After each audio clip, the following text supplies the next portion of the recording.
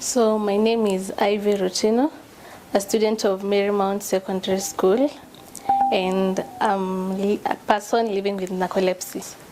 The experience is not easy, but we try to cope with everyday situations as it is. Discrimination, people don't understand that it's not your willingness to sleep, that sleep is not always associated with laziness, but at some point it's a disease. So we have to move on with life.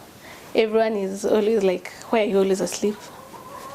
And they all, but then for me it's so easy because I'm not so, as I sleep, on the other side of things, everything is different. As you expect that I might be failing in my studies, I might be not getting what is going on while I'm asleep, but most of the time, I get what is going on while I'm asleep.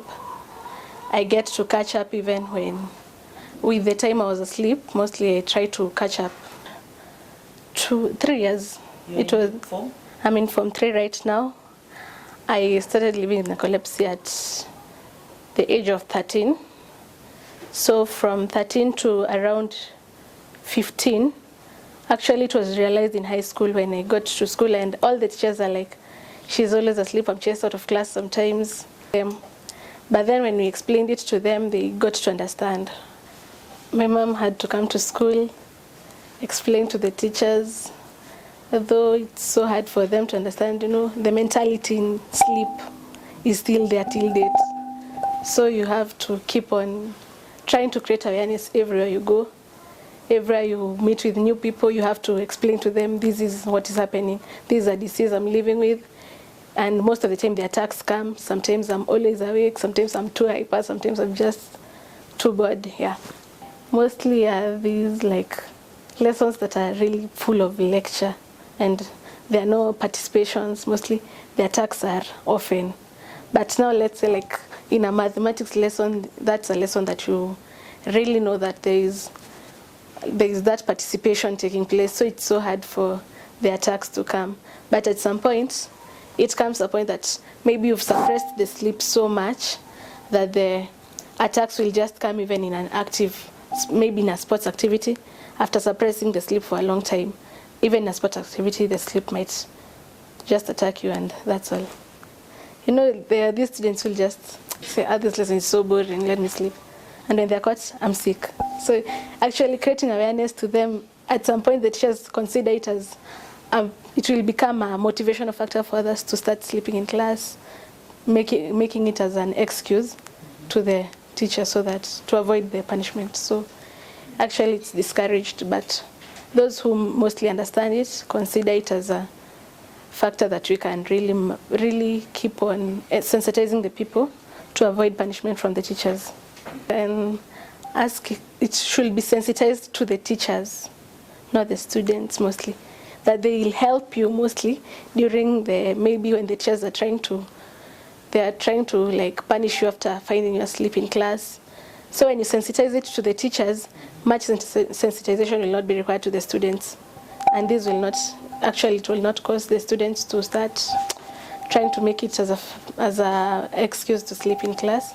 But the teachers will find you asleep and understand there is this condition going on with her, and at least give you an ample time in school. And also mostly during the exams, these teachers, like, they just pick the paper from you, and maybe they had seen you sleeping, so they just pick the paper even at this middle of the paper. Since you are asleep, it's an irregularity during the exams. So they just pick the paper. Maybe they should understand that there's a condition called narcolepsy, and at least help the students out with their school activities. I started doing seriously at the same age I got narcolepsy.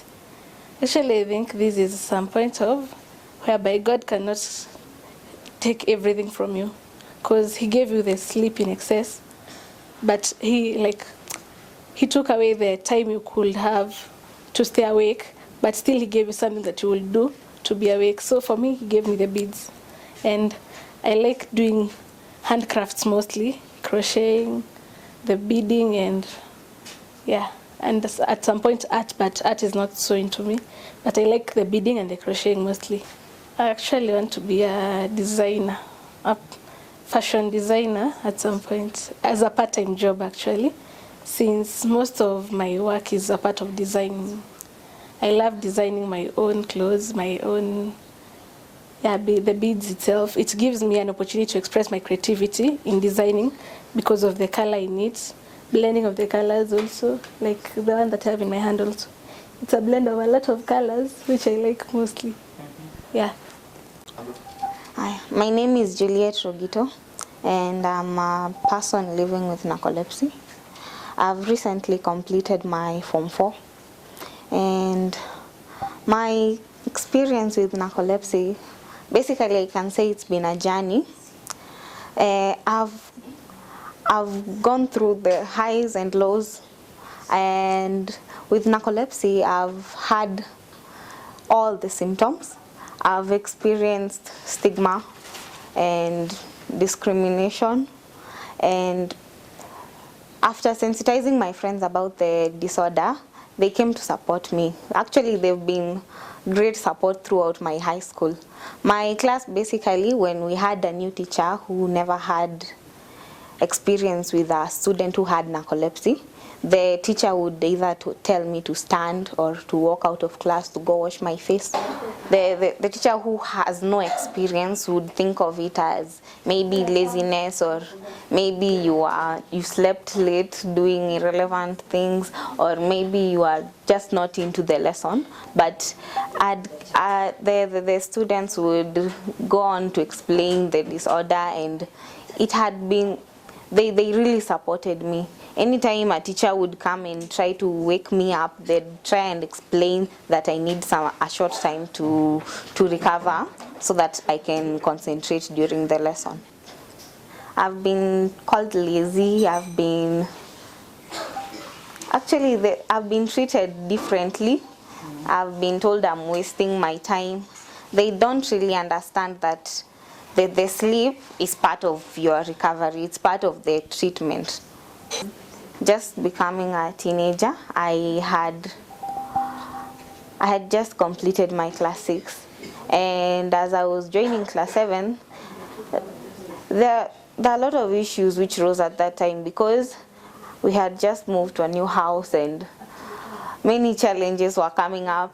There was no electricity, there were so many challenges. So mom had thought that it was stress. And actually she put me on coffee, she tried her best. But eventually when we came to realize that it's narcolepsy, I'm glad that she supported me, because she was one of my stones, the people I could call on, yes.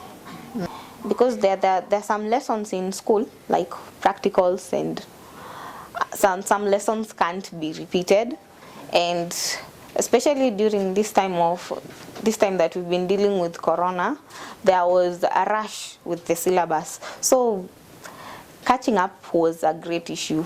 But I tried my best, and I had people to support me. I'm glad that I met people who were easy to talk to, easy to listen to, and it's something that I'd encourage in most people, to listen first before you act. I get inspired by the things that happen around me. Actually, I write, and there's a book I've written about narcolepsy, but it hasn't really come out yet, but it's a work in progress. So a form of art and music, and it's a way to express oneself. So I put most of my feelings in whatever I do.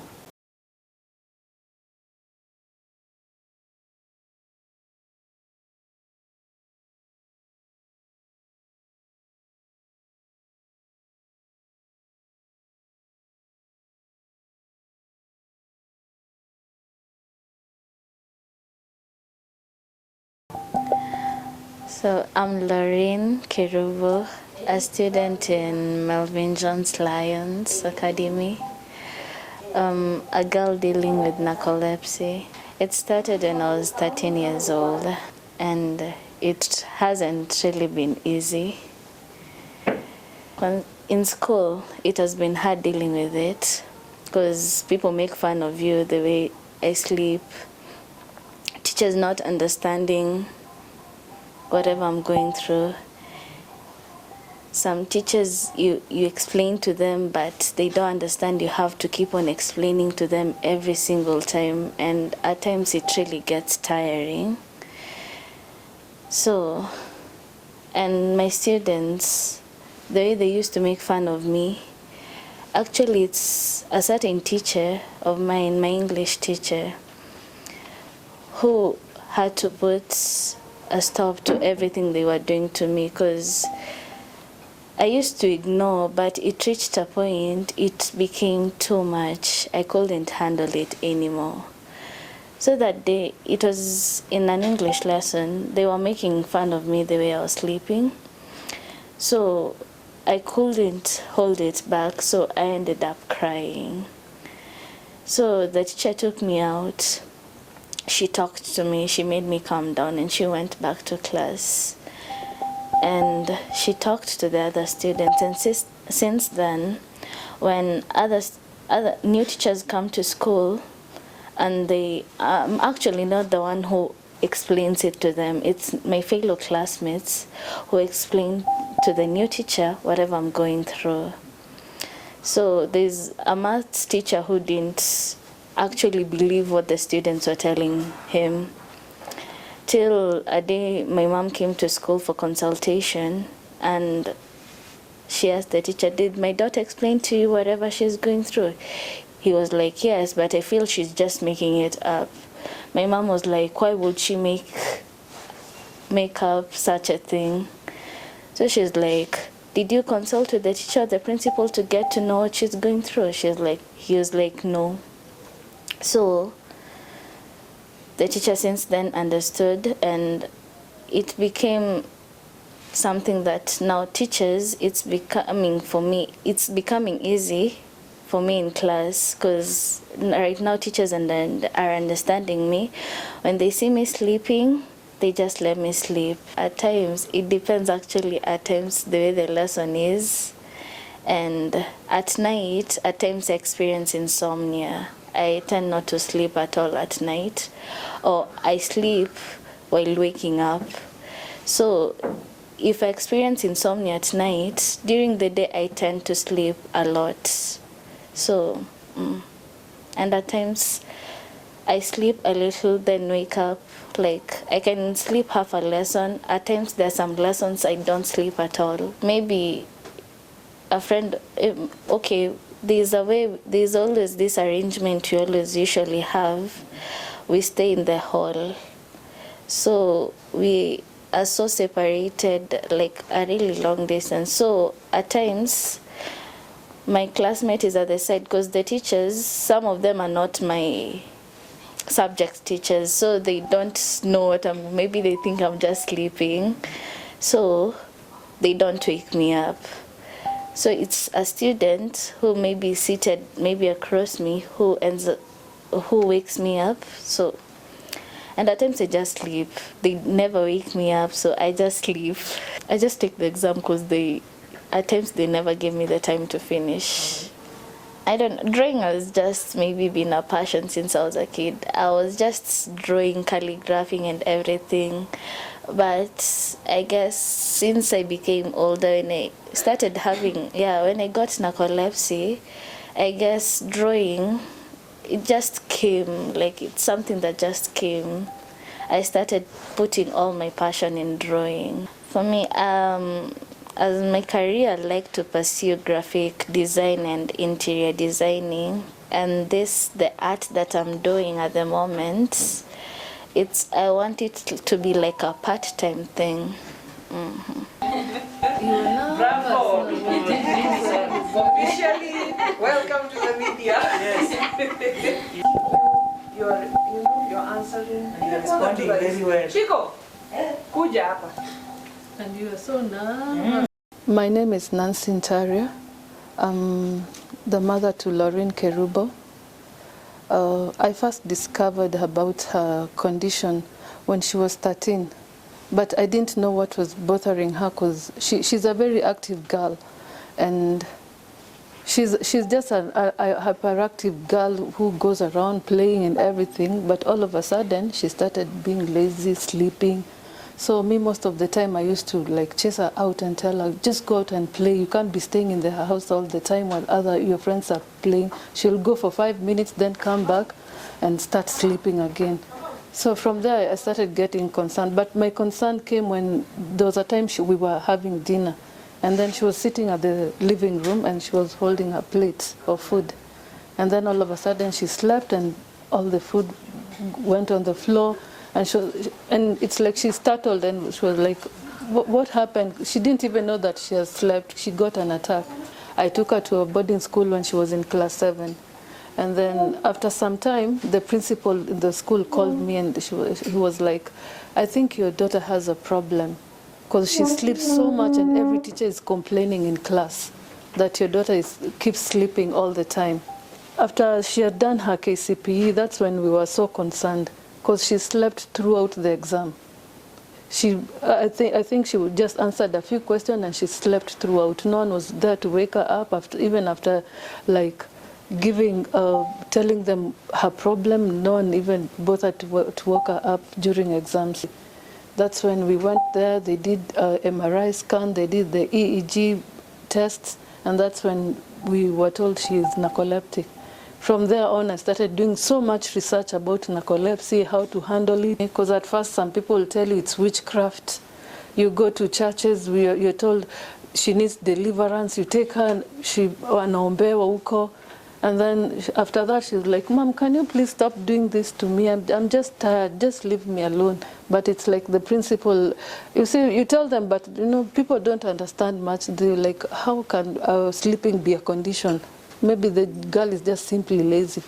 I think what happened, there was a time they were in assembly, and then the principal, she already knew about her condition, and I think the assembly took longer, so she got tired and she leaned on some girl and she slept. So instead of the principal understanding, because she knew her condition, she embarrassed her in front of everyone. So for her, she didn't even want to be in that school. When they came for the midterm, she told me, Mom, I'm not going back to that school. If you force me to go back to that school, because everyone is making fun of me, sleep. Just go to slumberland and sleep. That is what you're good at. There was a time even there's a teacher who made a remarks and told her, the only better thing you'll amount to in life is being a housemaid. There's nothing it will amount to you, because how can you be your mother? How can your parents be paying school fees and for you to come and sleep? And what it all entails. But for me, according to my opinion, most people don't know about this condition. They just think every time they see somebody sleeping, they just simply assume they're lazy or they're tired. I think there should be more forums about educating people about narcolepsy, especially in schools.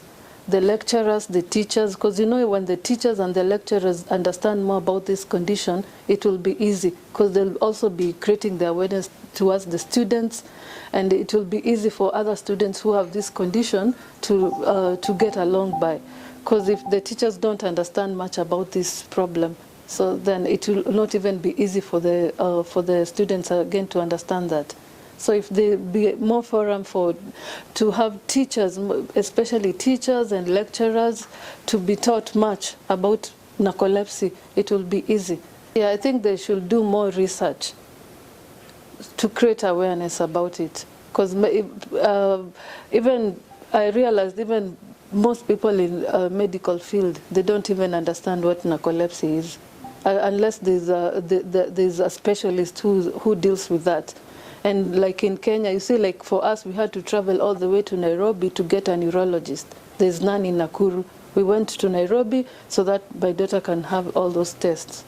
So I think even in the medical field, they need to like do more research and create more field about brain disorders, because most people assume about brain disorders so much. Yeah. Okay, kwa majina naitwa Judy NJOKI Rogito. Mimi ni mzazi wa Juliet NYANGWESO ambaye anaishi na narcolepsy. Mtoto wangu alianza akiwa na 12 years na hatukujua ni narcolepsy. tulikuwa tu tumehamia nyumba mpya. So niliona ni kama hapo mahali tumehamia kuna sese flies, cause tulikaa tu mwezi moja, mwezi wa pili akaanza kulala. Akianza kulala nilikuwa ninamchapa kwa sababu ametoka kulala kama sisi, na asubuhi akijiprepare kwenda shuleni anaanza tena kulala. So nilikuwa ninaona ni kama kuna kitu anafanya usiku yenye sielewi ni nini. Asubuhi have breakfast na sisi anaanza tena kulala. So nilikuwa ninamchapa sana. Asubuhi ninamchapa, tukifika shuleni cause ni mbali na shule, tukimbeba na gari akiwa hapa nyuma ya kiti. Tumefika kwa gate tunamwambia ashuke, ukiangalia nyuma unakuta mtoto tena amelala. Sasa nilikuwa na shida mimi nikiwa mama kwa sababu nilikuwa naona ni kama kuna uchawi. Alafu I was married to a Kisi na mimi ni Mkikuyu. So kwenda kwa hiyo nyumba mpya nikaanza kuambiwa ama labda hao Wakisi wataki uishi kwa hii nyumba mpya, ama umeletewa uchawi. So nilikuwa na shida mingi sana. Baadaye nikaanza kuitwa shuleni kwa sababu vile analala nyumbani pia shule kwa lessons analala. Nikaitwa na class teacher. Class teacher sasa alikuwa anataka kujua ni nini ninampea mtoto ama ninamfanyisha kazi sana usiku ndio maana analala shuleni. Kidogo after 1 week ninaitwa na teacher wa CRE na yeye pia ana complain the same. Ilienda hivyo, wanaanza kumpatia punishment, wanamwambia akimbie kwa field. Na saa hizo sisi wote hatuelewi shida ni nini. Mpaka akaanza ni kama hataki kwenda shule. Asubuhi ikifika hataki, ana hiyo raha ya kwenda shuleni. Ilichukua muda kwa sababu nilihave kwenda kutafuta nyanya yake mwenye nimename huyu mtoto hiyo jina. Sababu niliambiwa uchunguza hiyo jina, mwenye amenemio hiyo jina ndio wako na maneno. So nilienda paka kwa grandmother, nikamnunulia sweta, tukakaa na yeye ndio aniambie kama shida ni kwa sababu wanitaki ama huyu mtoto wako na shida gani, ama hii ni nyumba mpya imeleta shida. Tukaomba, nikalete paka bibia pasta, tukachukua mchanga nje, tukabless nyumba ndio sasa kama ni mapepo iko kwa huyu mtoto itoke. Lakini hiyo yote haikuwaka. Kuna siku nilikuwa ninashare na my friend, akaniambia enda kwa daktari fulani anaitwa Dr. Mugo hapa Gate House. Sasa kwenda hapo ndo nikaenda nikaongea na Dr. Mugo, akafanyiwa scan. Later ndo tukaambiwa hiyo condition inaitwa Narcolepsy. So from there nikaanza kugoogle, tukataka kujua nini inaendelea, tukajua zaidi kuhusu Narcolepsy. Badilisha mtoto shule umpeleke huko. So mtoto wangu akaanza akiwa na mwenzake wakilala, walimu wanawaacha wanalala. So amekuwa kuanzia class 6 amekuwa akiendelea vizuri, hata akifanya class 8 tulihave kwenda kwa shule tuka explain na aliongezewa time kwa KCPE na aliperform vizuri sana. Alikuwa na 368 points. Akaitwa secondary school, tumeendelea tukipambana, tunamuelewa.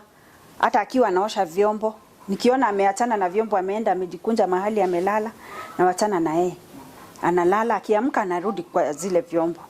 Lakini sasa kuna shida, usiku huwa walali. Saa 8 ya usiku unaweza sikia vyombo zako watu wanaosha vyombo, unaweza fikiria ni watu wamekuja kwako. Cause usiku anakuwa very active.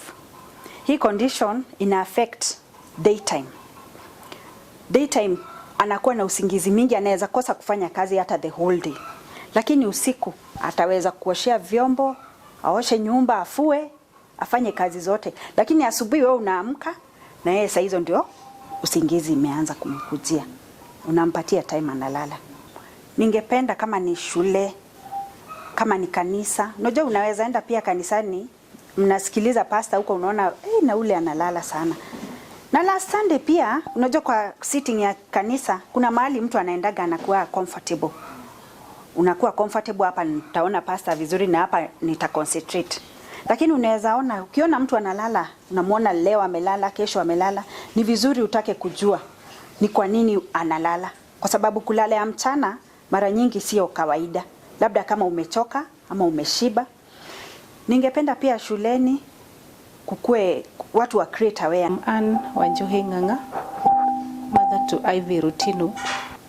We have around 2,000 members, but what has happened, we have been having a wall and also the Facebook page and also the website. That's how most of the members have managed to find us.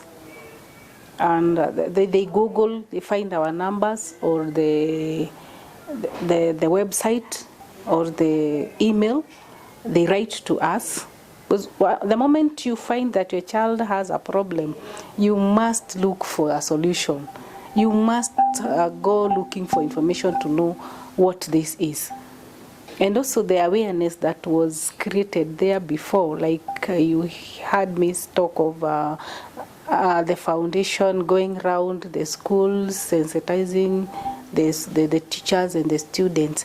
That's how I came to find about narcolepsy, even organized nationally to meet, so that we can share our experiences and know one another. So those 2,000 people, we don't know them. Most of them, we don't know them. They are just in the wall. They write their experiences in the WhatsApp group. Then we give them support. We give them support, like in giving them the way to go about it, how to have naps and manage the condition. A lot of research is supposed to be done. And I think even in the medical department, this condition is not very known. I think it should start from there, from the medical point of view. The nurses, the doctors need to be trained about it. I wish we would have several doctors coming on board so that they do the research and they are able to help us. Like when I took my daughter for the scan, I found a lot of people in the queue. There's that section of the sleep disorder where the neurologist comes, and he comes occasionally, not always. A lot of research. So I wish the government would set aside funds to do this. There are things that they cannot do. If when we go to our wall, you find most of the members have been fired from jobs, because when they go working, at times they fall asleep. When you are lazy, they are fired. Most of them are fired. And this, if it was considered to be a disability, they would not be discriminated anywhere. Then when it comes to college life, the universities, the lecturers, they are so ignorant that unajua manadil na adults. So when the lecturer comes in class, yana piga lecture, you are asleep, he will bring the paper. If you do the paper, shauri yako. If you don't do the paper, shauri yako. So most of them, we have several who have dropped out at college level. They didn't finish.